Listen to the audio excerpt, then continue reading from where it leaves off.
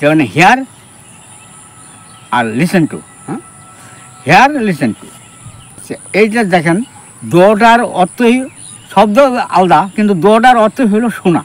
যেমন হেয়ার শোনা, এটাও শোনাটা কীরকম, আমি হয়তো বই পড়তে আসি বা কিবা করতে আসি, ওটা একটা পাখি গেল বা একটা পোলা মানে কান্দাকাটি গেলো, আমার ওই ইচ্ছা নাই, কিন্তু কানের ভিতরে ভাইব্রেশন শব্দটা আসতেছে।